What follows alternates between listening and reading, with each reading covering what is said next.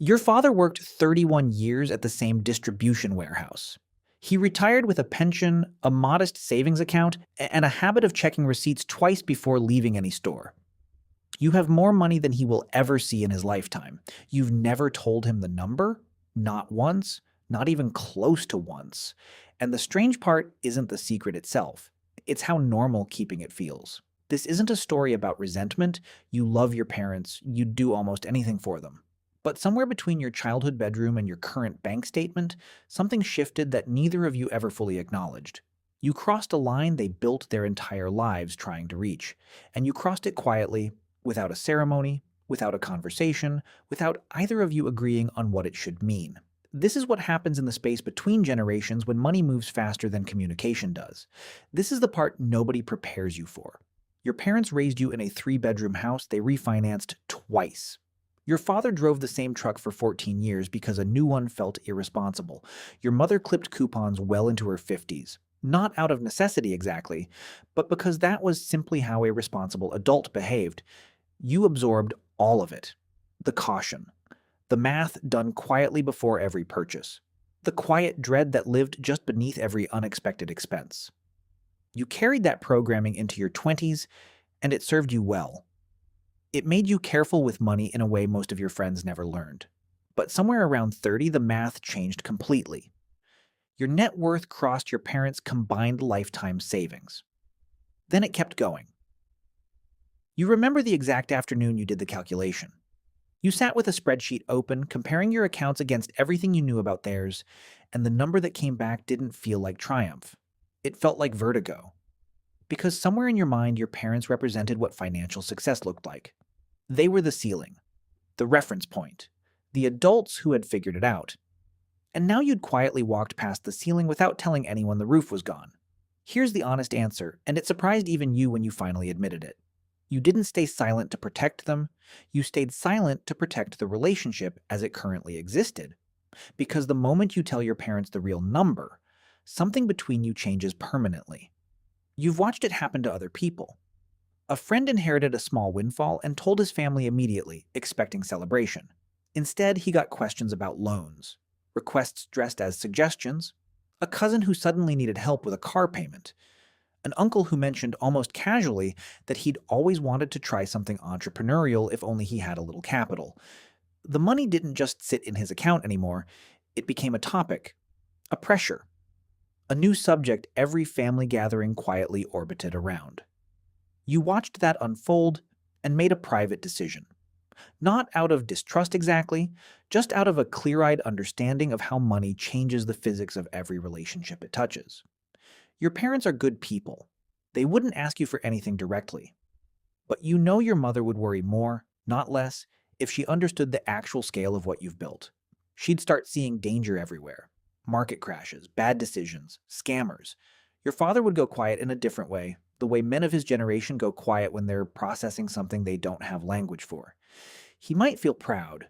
He might feel something closer to displaced. You genuinely don't know which, and that uncertainty is exactly why you've never tested it. The small lies that aren't really lies. It starts subtly. You still drive a practical car when you visit.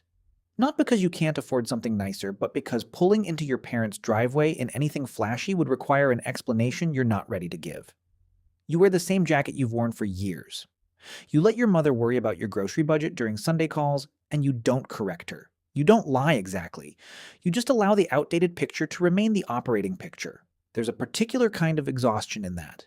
Managing two entirely different financial realities in your head at the same time. The real one and the one your parents believe in. You switch between them so fluently now that it barely registers as effort anymore. Until certain moments crack the surface. Your father mentions, almost offhand, that he's worried about outliving his retirement savings. You sit there, knowing you could solve that concern permanently with a single transfer, and you say something vague instead. Something like, "You'll be fine, Dad." You believe that sentence completely, just not for the reason he thinks. You've imagined telling them 100 different ways. Sometimes you picture doing it casually, over dinner, slipping the number into conversation like it's nothing. Sometimes you picture a formal sit-down, the way people announce engagements or diagnoses. Neither version ever feels right when you actually rehearse the words in your head. because the problem was never finding the right sentence. The problem is that any version of that sentence rearranges the family. Once they know, they know. You can't partially reveal wealth at this scale. There's no version of "I'm doing pretty well" that accounts for the actual distance between where they are and where you've ended up. And the longer you wait, the more the gap becomes its own kind of secret, separate from the money itself. Now you're not just hiding a number, you're hiding years of context around the number, the property you own that they've never seen. The account balances they'd need context to even understand. The conversations with financial advisors that would sound to them like something from a different universe entirely. Here's something nobody warns you about. You feel guilty for something you didn't do wrong. You worked. You saved. You made decisions that compounded over years into something real. None of that required deception. None of it hurt your parents directly. And yet every time your mother mentions tightening the budget this month, something in your chest contracts. Every time your father talks about delaying a home repair because of cost, you feel the specific private discomfort of someone sitting on a solution they're choosing not to offer. It's not that you don't want to help. You've thought about it constantly, but help, once offered at this scale, isn't really help anymore. It's a revelation. It changes the dynamic from parent and child into something closer to benefactor and beneficiary, and you're not sure either of you is ready for what that shift would actually feel like day to day. So instead, you do small things. You cover a dinner bill here, you send an unexpected gift there, enough to be generous. Never enough to explain where the generosity is actually coming from. What your parents actually suspect. They're not naive. Your mother has noticed things. The trip you took that seemed a little too effortless. The way you never seem stressed about money the way you used to as a kid. She's mentioned it once, carefully. The way she mentions anything sensitive. You seem like you're doing well for yourself. You said yes and left it there. She didn't push. Your father, in his own way, has clocked something too, though he'd never phrase it directly. He asks fewer questions about your finances than he used to. Not because he stopped caring, but because some instinct in him has decided not to pry into whatever you've built. Maybe it's respect. Maybe it's a quiet fear of what he'd find if he actually asked. Either way, an unspoken agreement has formed between all three of you. Nobody names the elephant. Everyone simply steps around it, year after year, at every dinner, every holiday, every ordinary Sunday call. The moment you almost told them. It happened during a hospital visit. Your father needed a minor procedure, nothing life-threatening, but serious enough that the bill arrived with a number that made your mother visibly tense at the kitchen table. You watched her recalculate the month in her head. What could be delayed? What could be skipped? You sat there with the actual ability to erase that entire moment of stress with a single phone call to your bank. And for one full minute, you almost said it. You almost told them everything. The words were right there, but something stopped you, and it wasn't cowardice exactly. It was the sudden, overwhelming awareness of what telling them would actually cost. Not financially, relationally. Because once they knew, every future conversation about money between the three of you would carry a different weight. Every gift would become suspect of pity. Every visit might feel at least a little like checking in on people you'd quietly outgrown. You weren't ready to risk that. So instead, you quietly paid the bill yourself the next morning, routed through a system designed to look like an insurance adjustment. Your mother mentioned it a week later, relieved and slightly confused about how the final cost had come in lower than expected. You said something about hospital billing errors working in their favor for once. She believed you. You let her. The real reason you keep the secret. Somewhere in the middle of building your financial life, you realized something uncomfortable. The secret was never really about protecting them. It was about preserving something in yourself. As long as your parents don't know the real number, you get to remain, in their eyes, the same person you were at 22. Their kid.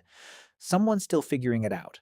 Someone who calls for advice, who still gets asked if he's eating properly, who still receives worried texts about weather during long drives.